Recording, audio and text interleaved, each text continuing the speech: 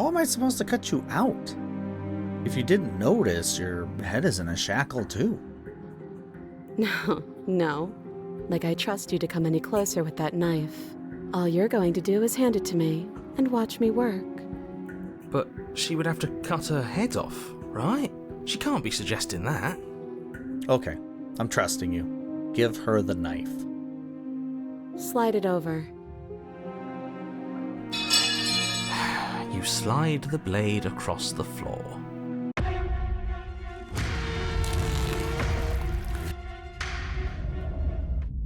Chapter 1, The Hero and the Princess. You're on a path in the woods, and at the end of that path is a cabin. And in the basement of that cabin is a princess. You're here to slay her. If you don't, it will be the end of the world. Killing the princess seems kind of bad though, doesn't it? Does it? Are you a monarchist? Is slaying a princess that much worse than slaying a fisherman or a miller or a seamstress? If anything, slaying a princess is much better than slaying a seamstress. Seamstresses contribute something of value to society. Silently continue to the cabin. You make your way up the short path to the cabin. You'll find the princess within. A warning before you go any further. She will lie, she will cheat, and she will do everything in her power to stop you from slaying her. Don't believe a word she says. We're not going to go through with this, right? She's a princess. We're supposed to save princesses, not slay them. Ignore him. He doesn't know what he's talking about.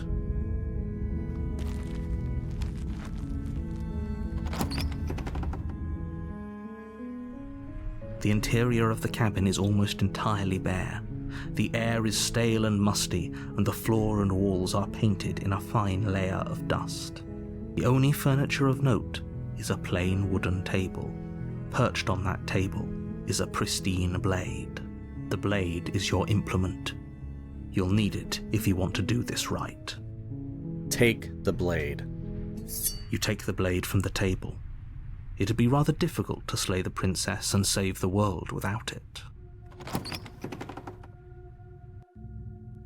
The door to the basement creaks open, revealing a staircase faintly illuminated by an unseen light in the room below.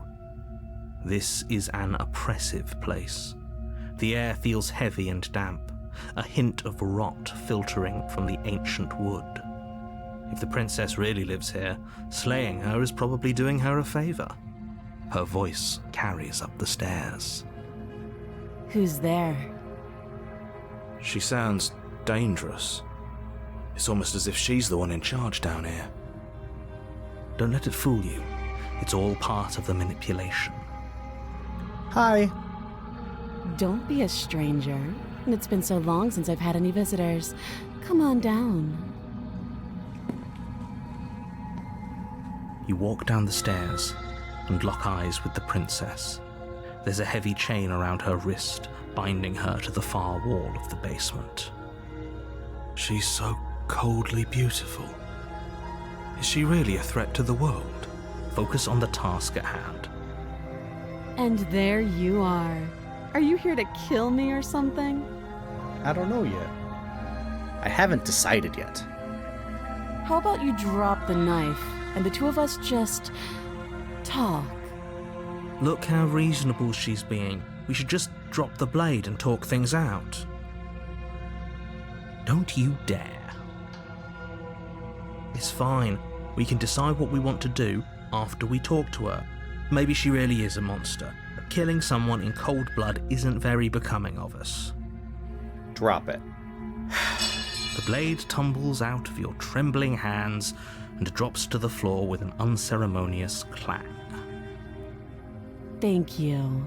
No problem. Against your better judgment, you step forward to speak with the princess face to face, unarmed. We'll be fine. I don't know what you're hoping to accomplish here, but I can assure you there's no reasoning with her. Just make sure you don't forget about the blade on the floor. You're going to need it. So here we are. What an awkward start to a relationship. Yeah, it's, pretty awkward. I know. I just said that. Now why are you here to kill me? I'm not here to kill you. I've been told things, but I'm not sure what to believe. Believe me. And do you think asking me what to believe is going to suddenly make everything crystal clear? Mm-hmm. Let's not pretend that's going to happen. As far as you're concerned, and as far as they're concerned, I'm going to say whatever I have to get out of here. That's just the dynamic of our situation. You're not making a strong case for yourself. I'm here because you're supposed to end the world. Don't just tell her that. Is that why they threw me down here? But I don't want to hurt anyone. I like the world, I think. I don't remember much about it, to be honest. I've been down here a long time. Just how long has she been down here? If I'm supposed to be capable of ending the world, then how did I wind up here, chained to a wall? Have they told you why I'm allegedly so dangerous? They have not. No.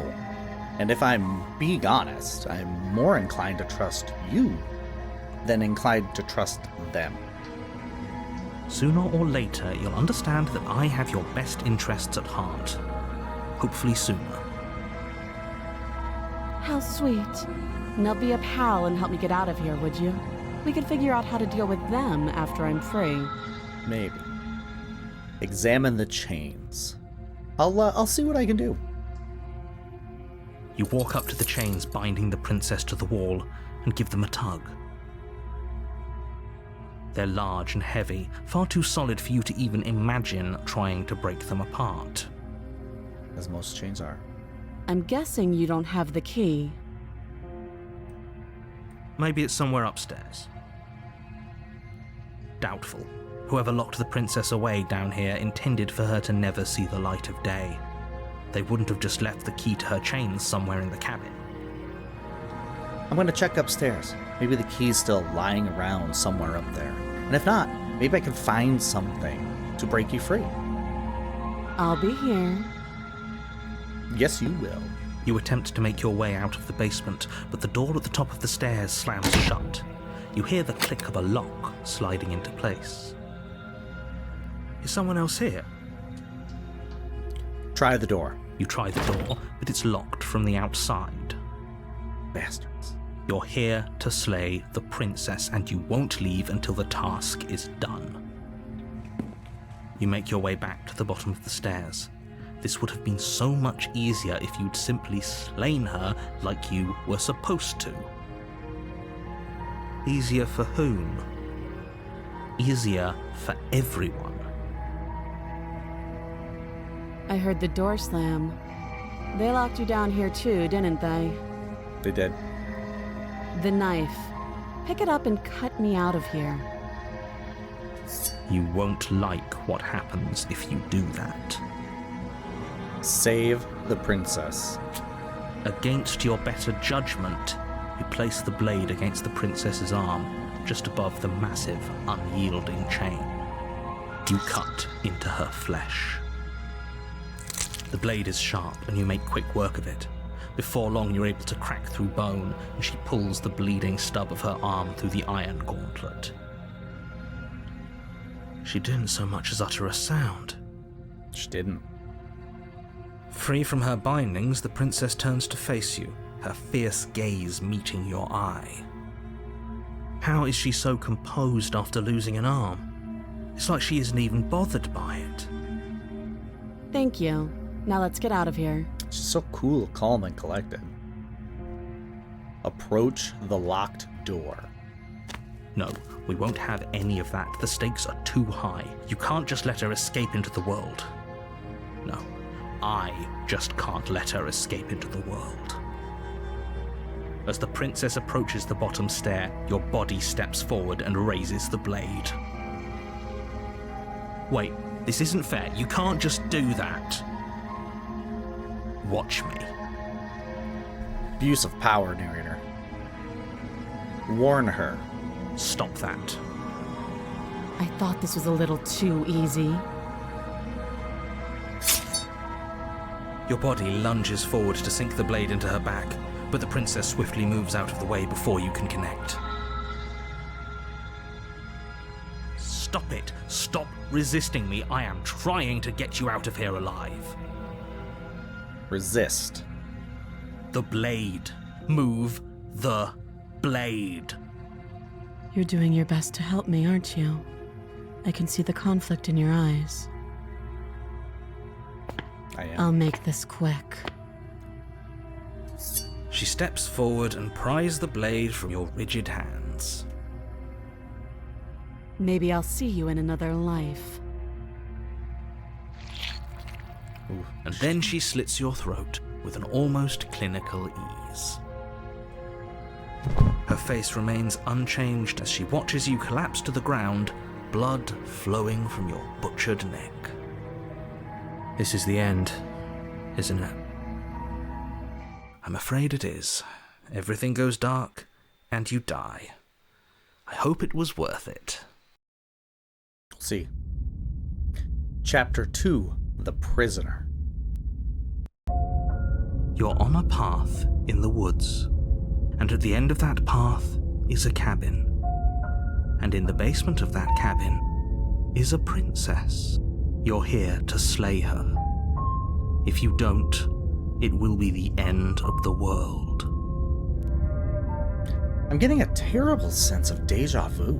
A terrible sense of deja vu? No, you don't have that.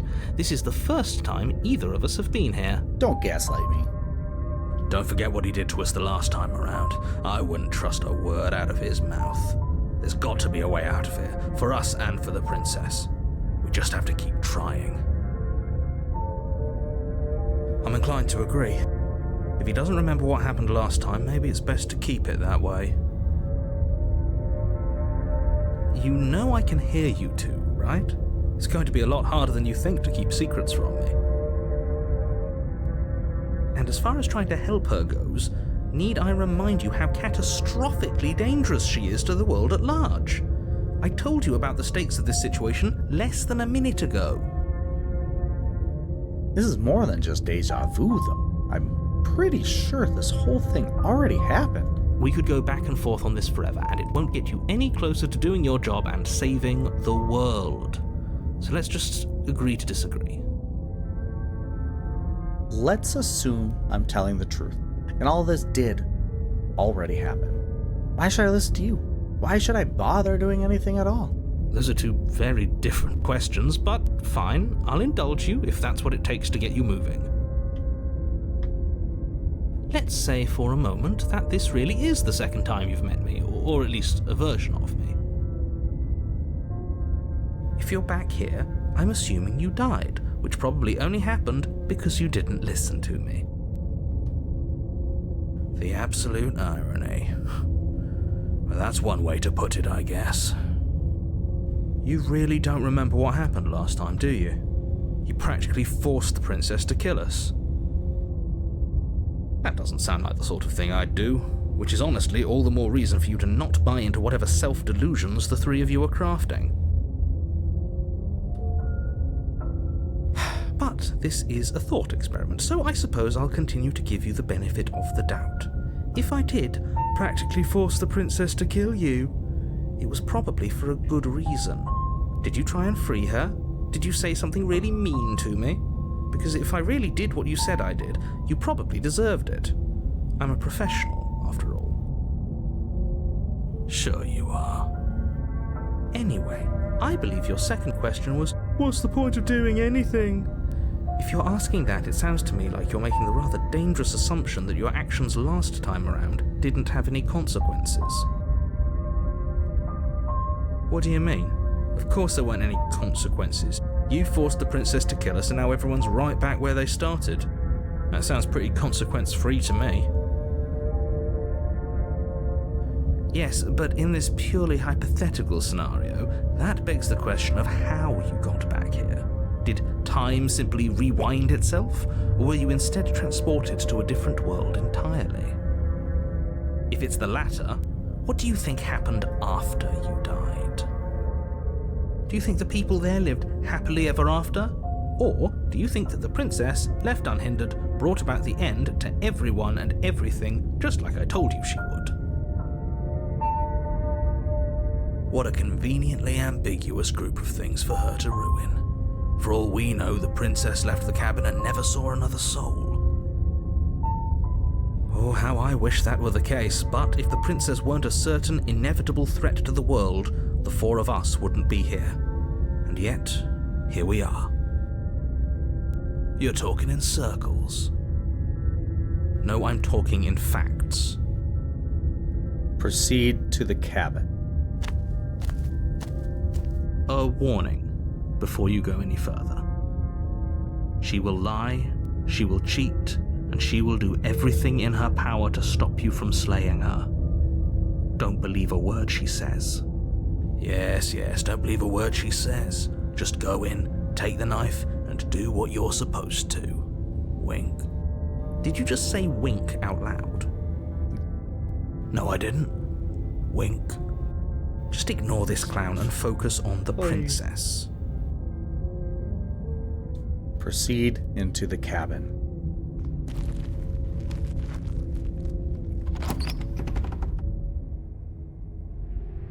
The interior of the cabin is less a cozy woodland retreat and more like a dungeon. A few pathetic wisps of starlight attempt to illuminate the cold, uninviting stone walls, and thick, wrought iron bars barricade the windows, reminding anyone who enters that this is a prison. The only furniture of note is an iron table, bolted to the floor, a pristine blade perched on its edge. The blade is your implement. You'll need it if you want to do this right. Take the blade. You take the blade from the table. It will be difficult to slay the princess and save the world without a weapon. Good idea. Much better to be armed than to go in with blind hope alone. Enter the basement. The door to the basement creaks open, revealing an old stone staircase. A few sputtering torches attempt to vaguely illuminate your path, dancing across glimmering patches of slimy moss on the stone steps. If the princess lives here, slaying her would probably be doing her a favor. Her voice, harsh but controlled, carries up the stairs. Is that a visitor I hear? Please, come downstairs. It's been a while since I've had company. Does she remember us? You walk down the stairs and lock eyes with the princess. She looks up at you, the heavy collar around her neck clanking loudly as she moves. The chains binding both her wrists to the far wall, joining the metallic chorus as she adjusts her hands in her lap. So much for cutting her out of here. Do you hear yourself right now? Cutting her out of here never should have been on the table. Have you noticed the empty chain on the wall? Odd that in a place where everything seems to serve a distinct purpose, there would be something so obviously useless. That's true. That was there last time too, wasn't it? It was. What an interesting development. Why don't you have a seat? The two of us should chat before you bury that thing in my heart. Sit with her. You step towards the princess, but she stops you before you get too close, holding up one shackled hand. There's fine. I'd prefer we keep some distance until we've sorted this out. Very diplomatic, this one. That's reasonable. We do have a weapon. Might as well put her at ease. Sit where you were told to sit. You do as she asks and sit on the floor, still a good distance away from her. Thank you. Now, what are your intentions for me? I don't know yet. I've been here before. Am I the only one who remembers this? Oh, are we acknowledging that? I thought we weren't going to give away the game. But yeah, I remember. I guess what you said back in the woods really was true. as much as I would like to remain in denial, it's no use. This has complicated things. It's complicated things how, exactly? Ideally, this was supposed to be one and done. You go to the cabin, you heroically slay the princess, and in the process you save the entire world from being damned to oblivion. The situation right now, where you're getting a second shot at things, is a contingency. A contingency for what? For you failing, obviously. And you being here means that things are going to be a lot harder than they were. I really shouldn't say anything else, I'm just going to make it worse. Just good luck. Now hold on, if you knew this could happen, why didn't you believe us back in the woods? Why lay out all those hypotheticals? We didn't have to talk in circles. I needed you to believe this was your first time here, even if that wasn't the truth. I hoped if I pushed back hard enough I could cram this seeping mess back into the bottle. And maybe I wanted to be the first version of me that you met. I didn't want to be confronted by the alternative. That's pathetic. I never said I wasn't.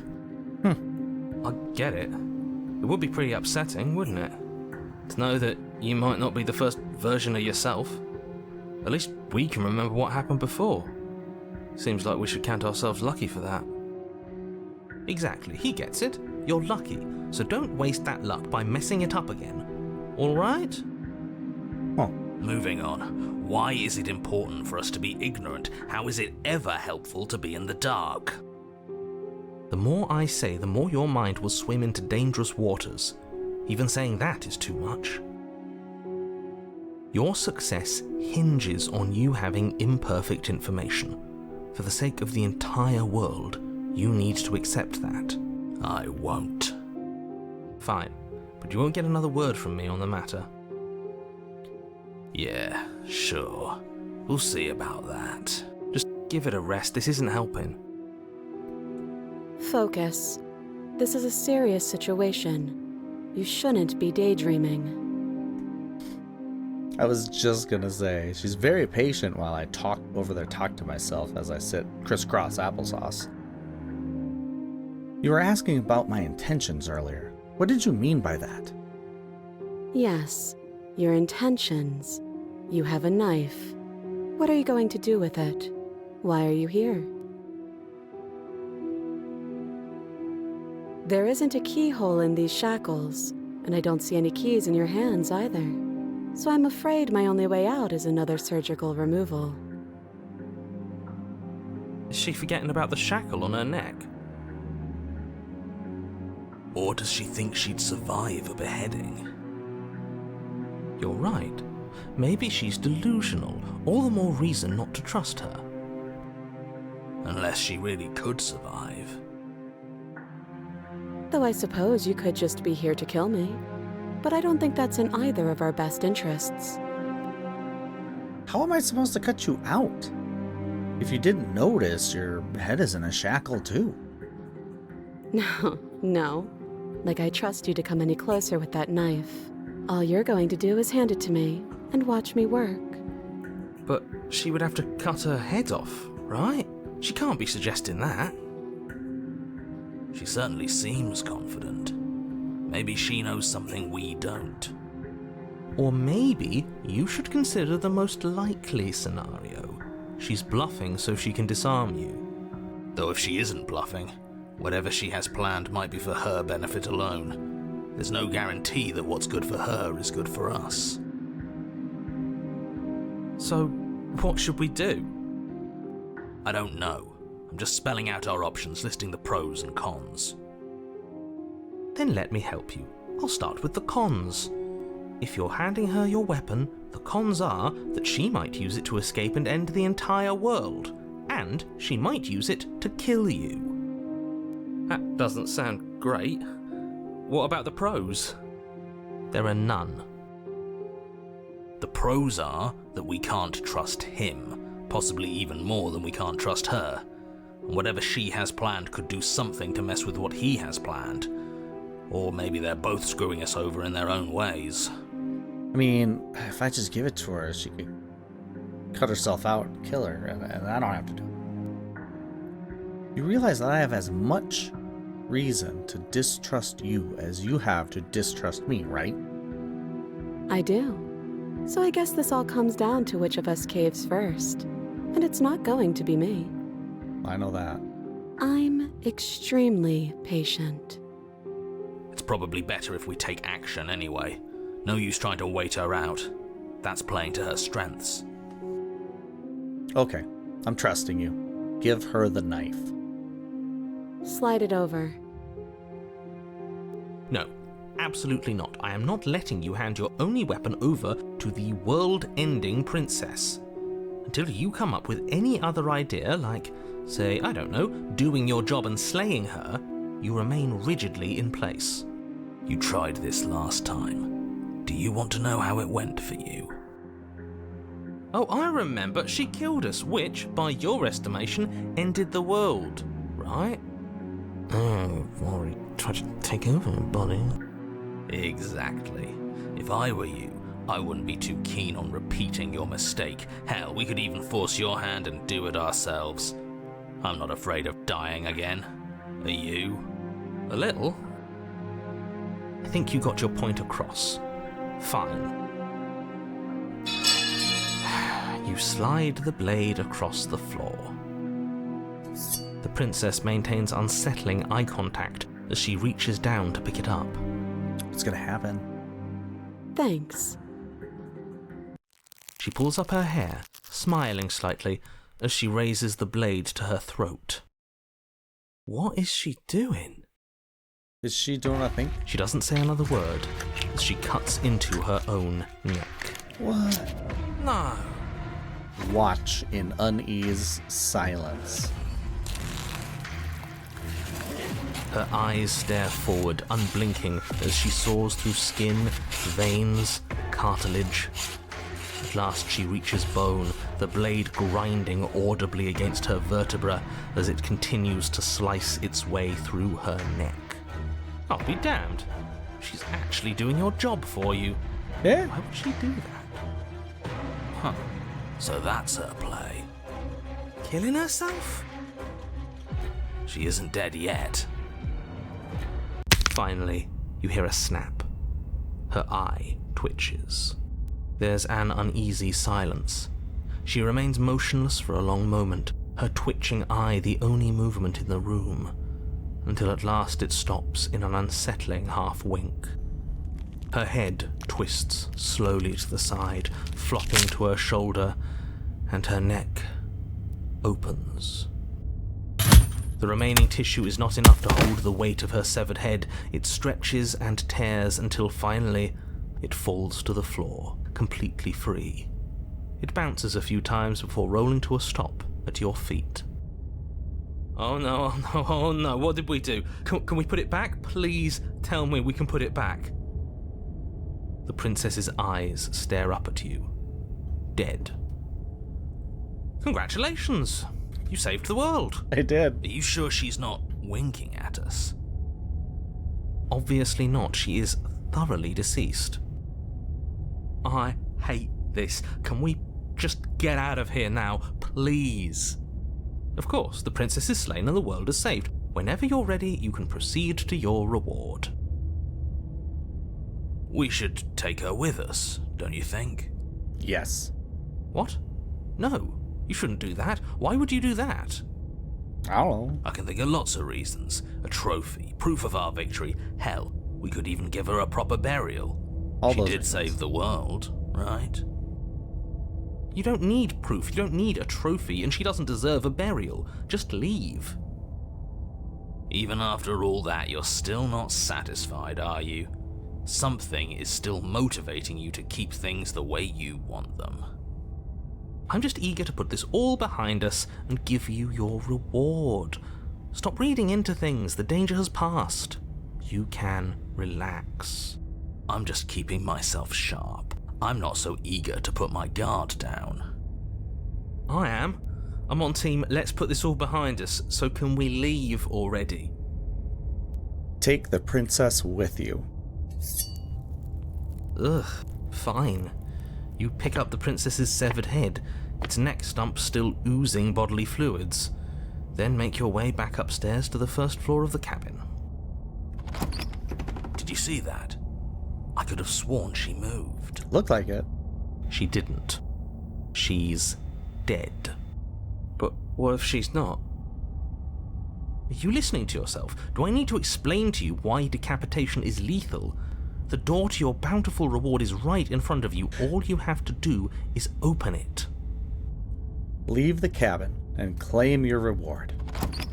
You open the cabin door, ready to return to a world saved from certain doom. Only a world saved from certain doom isn't what you find. Instead, what you find is... Wait, no, that's not right. Well played. What? This is the end of the world, isn't it? I always thought I'd at least have time to explain myself before I had to watch it happen. It's already... Not what I was expecting. Over? Is he gone? But we're still here. Maybe it wasn't the end of the world after all. Maybe it was just the end of his. Thanks for carrying me up here. I had to take it on faith that you would know what to do. I'm glad I was right to trust you. So, this is the outside. Maybe it's just my lack of body, but it's colder than I expected.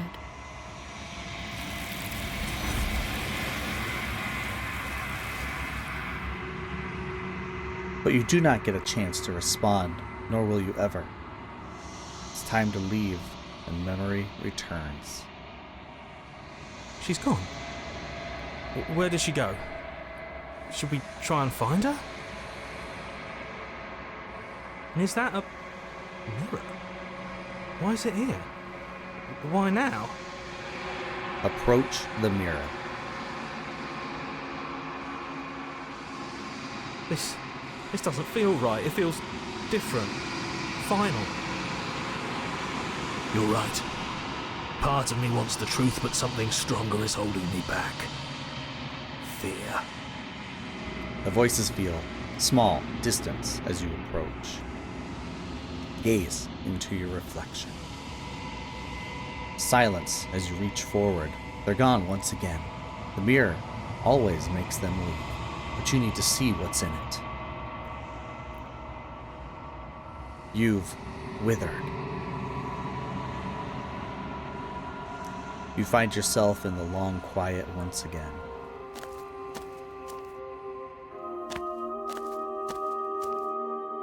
I am a growing chorus of contradiction, a mass of tides ebbing and flowing all at once in more directions than my attention can bear to hold. To look at any one is to shift them all into something new, and to look away is to reshape them yet again.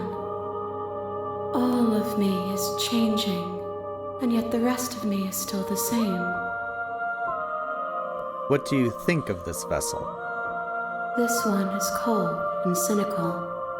She has protected herself when others could not. She will make for a clever heart. Do not mourn her. She doesn't need to be protected any longer. I'm ready to go back. I will be here when it is time for us to meet again. Everything goes dark and you die. You slide the blade across the floor. Thanks. She pulls up her hair, smiling slightly, as she raises the blade to her throat. What is she doing?